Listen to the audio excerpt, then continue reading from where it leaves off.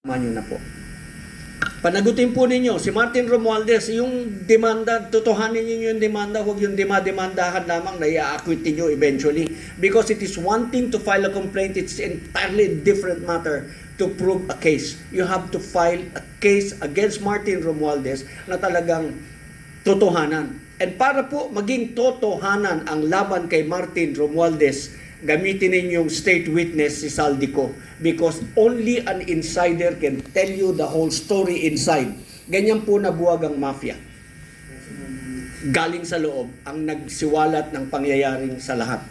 So let us do this. Sana po magkaroon ng pagkakataon si Saldico na maipaliwanag sa taong bayan kasi utusan lang po yun si Saldico, hindi po yun negosyante si Saldico before he became congressman. Mas mayaman na po dati na. Kapeni, would you allow me a follow-up question dun sa statement niya? Tama ba ang desisyon ni Erwin Tulfo, Senator Erwin Tulfo, na itigil na ang investigasyon ng Blue Ribbon Committee at binigay niya ang authority at lahat ng doon sa ombudsman? Sa pananaw niya po, General. Una po muna about Erwin Tulfo. I do not call him senator because he does not qualify. Hindi po natural born Filipino si Erwin and therefore he has no right to be sitting in the Senate. Wala lang po akong pera para labanan siya kaya on technicality natalo yung aking disqualification case against him. And you see when you put a person not qualified, this is exactly the thing that he is going to do. Bababuhin lang yan Senado, sasabihin lamang niya, with all due respect to you, Erwin Tulfo. So, yung sasabihin mong move on na pa, o sige, mag-move on ka, paano ka mag-move on sa baha? Bumabaha ang buong Pilipinas. Move on, huwag kalimutan na natin yung flood control. Lulurig kaya kita.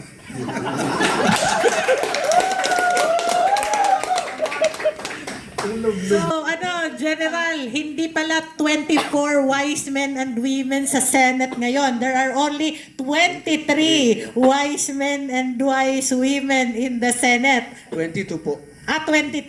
Sino pang isang unwise? Walaan mo kung sino yung isa. Po ba yung nagaganchilyo? Ay, nagkakila.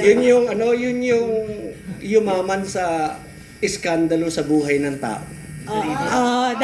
Dalawa silang ang kapatid. Ayan klarong-klaro. There are only 22 wise men and women in the Senate today. UPI po, ang UPI po, bantay ng ating saligang batas. Marami pong hindi natural born Filipino sa ating Kamara, sa ating Senado. Dapat po wala sila dyan. Kahit po sa gabinete, merong hindi natural born Filipino. Nakasaad po kasi sa saligang batas, dapat natural born Filipino. Grabe. At mga nawala na ng kanilang citizenship dati, na nag-reacquire ng Philippine citizenship, did not reacquire their natural born status. Correct. Maliwanag po yan sa saligang batas. Hayaan mo, ipaglalaban natin yan. Magpapanalo tayo ngayon ng mga gagawa natin ng mas maayos na.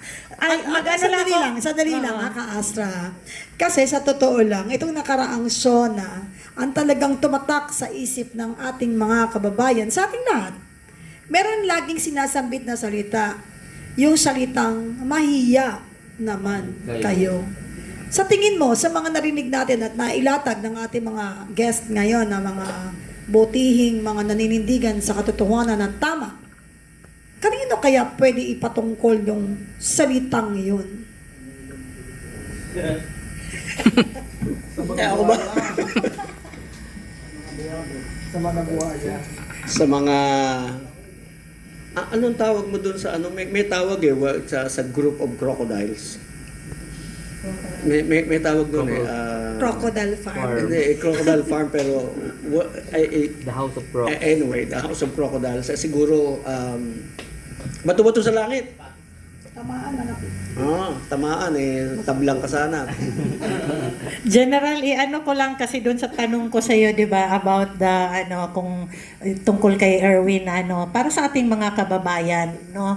The difference between an investigation with the Blue Ribbon Committee and the Ombudsman hearings are private. No, the Blue Ribbon Committee is public. So napapakinggan natin, hindi pwedeng magsinungaling. Tayo mismo na taong bayan, iba kasi itong na to 'di ba? That is the exact reason why the Blue Ribbon Committee has been created by the Senate in order for the investigation of public officials in the country na makita ng taong bayan, may partisipasyon ang taong bayan, kasi malay mo meron dyan sa ating mga kababayan can become witnesses to these allegations. Yan po yung kaibahan. At ito si Erwin Tulfo, kasi wag nating tawaging senador dahil hindi natural born citizen.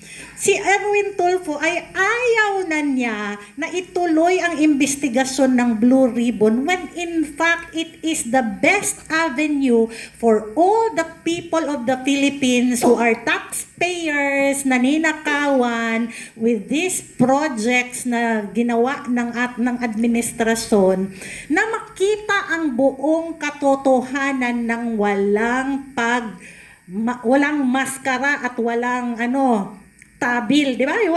There is no veil to the truth. Kaya yan po, mga kababayan. Oh yes. Oh, ayan reminder ni Ka-Astra sa mga nakakaalam dyan Wala akong kinalaman dyan, Ka-Astra Bahala ka dyan. Diyan mo po makikita yung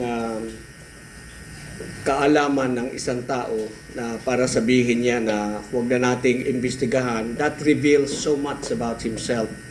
Dahil ang investigasyon po kasi, in addition sa sinabi ni Ma'am Astra, ang investigation po kasi ng Blue Ribbon Committee is in aid of legislation.